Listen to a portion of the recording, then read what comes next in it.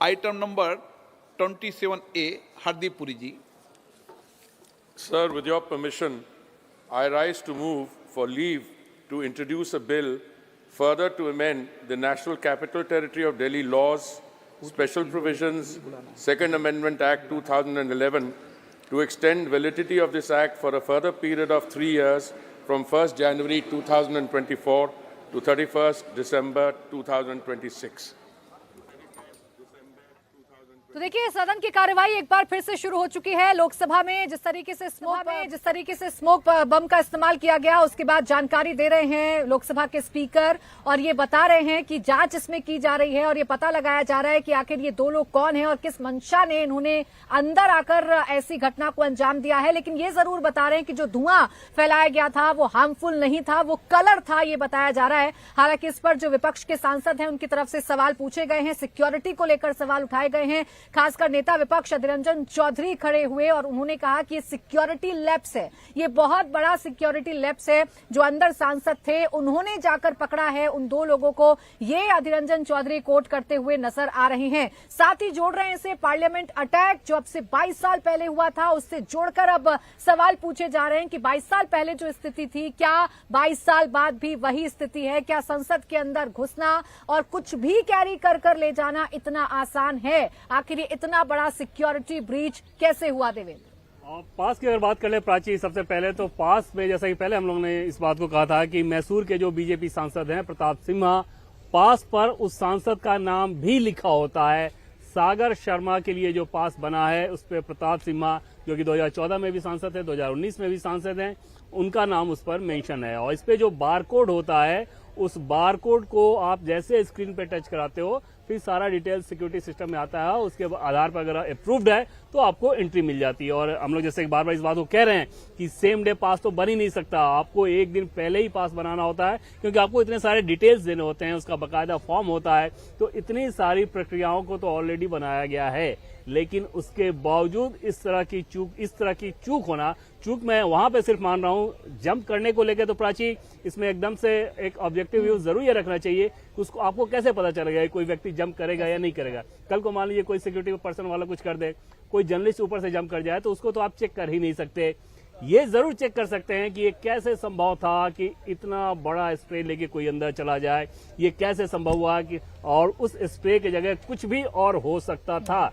और दूसरी चीज जो कि ज्यादा महत्वपूर्ण है कि इतना कोऑर्डिनेटेड कैसे रहा, एक व्यक्ति कर्नाटक का, दूसरा महाराष्ट्र का, तीसरे हरियाणा। तो इस तरह का जाहिर तौर पे इसके पीछे कोई संगठन रहा होगा और उस संगठन ने जबरदस्त रेकी की होगी बाकायदा।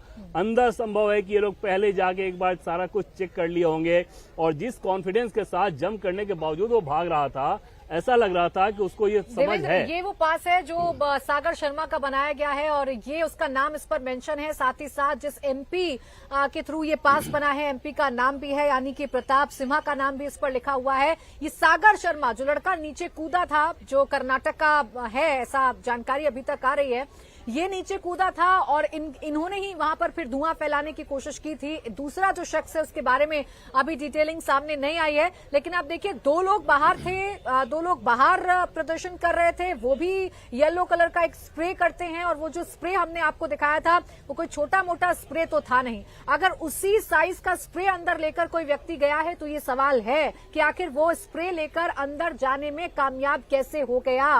वो अगर कलर स्प्रे ही है तब भी सवाल ये है कि उसकी जगह कुछ और भी हो सकता था, कुछ और घातक हो सकता था, कोई हथियार हो सकता था। ये कैसे संभव हो पाया कि एक शख्स अंदर जा रहा है दर्शक दीर्घा में बैठने के लिए, तो अपने साथ वो कोई ऐसा अनवांटेड चीज लेकर जा रहा है जिससे खतरा हो सकता है, जिससे माहौल बिगड़ सकता है। और अंदर जाकर हुआ भी कुछ ऐसा ही है जो कुछ देर के लिए संसद के अंदर हुआ, जो लोकसभा के अंदर हुआ, उसने सबको हैरान कर दिया, सबको परेशान कर दिया। अचानक से दो शख्स नीचे कूदते हैं, नारेबाजी करना शुरू कर देते हैं। जो सांसद अंदर मौजूद हैं वो यहां पर पकड़ो पकड़ो की बात करने लगते हैं, पकड़ो पकड़ो से जोर जोर से आवाज लगाने लगते हैं और फिर इन दोनों को पकड़ लिया जाता है। अभी फिलहाल इन दोनों से पूछताछ जारी है और जो दो लोग बाहर से पकड़े गए हैं, जिसमें एक महिला और एक पुरुष है, उन दोनों से भी पूछताछ की जा रही है। एक हिसार हरियाणा की रहने वाली है और एक महाराष्ट्र का रहने वाला शख्स है, उससे पूछताछ की जा रही है और ये पता लगाया जा रहा है कि इनका आपसी कनेक्शन क्या है।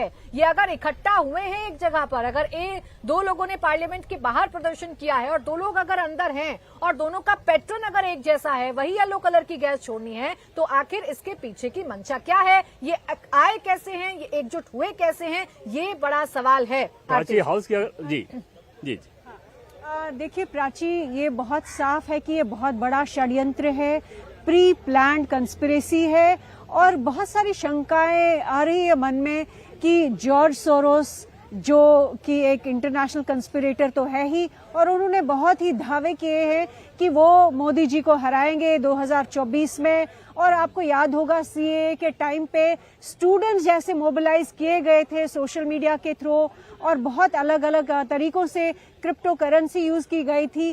क्या इसके पीछे भी कोई षड्यंत्र है कि स्टूडेंट्स को, अनएम्प्लॉयड यूथ को मोबिलाइज किया जा रहा है अलग अलग राज्यों से और उनको पार्लियामेंट पे अटैक करवा रहे हैं? उसी दिन हिस्टोरिकली, मतलब आज का दिन उन्होंने चुना और ये कहीं ना कहीं हमें याद भी दिलाता है कि उस दिन कितना बड़ा अटैक हुआ था और भारत के लिए कितना बड़ा सितंबर 11 के बाद वो अटैक हुआ था। और भारत ने उस दिन से सिक्योरिटी का जो रुख लिया था वो बहुत अलग रुख लिया था।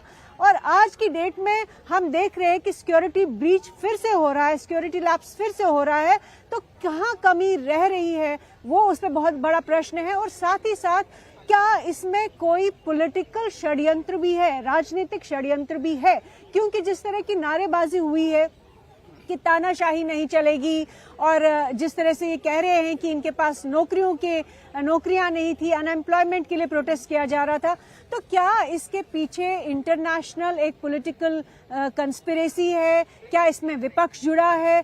कौन लोग हैं इसके पीछे जो ये दर्शाना चाहते हैं कि भारत में जो सांसद है या भारत में जो सरकार है वो तानाशाही सरकार है, भारत में बेरोजगारी है? तो ये जो प्रोजेक्शन है, मुझे लगता है इन सारे प्रश्न चिन्हों पे आने वाले दिनों में हमें मालूम पड़ेगा कि क्या षड्यंत्र है। लेकिन आज की डेट में ये क्लियर है कि ये एक बहुत बड़ी कंस्पिरेसी है, सिक्योरिटी ब्रीच है। बिल्कुल, ये बहुत बड़ी घटना है जिसको अंजाम देने में दो शख्स कामयाब हो पाए हैं। अंदर एक स्प्रे लेकर गए हैं और अंदर स्प्रे किया गया है।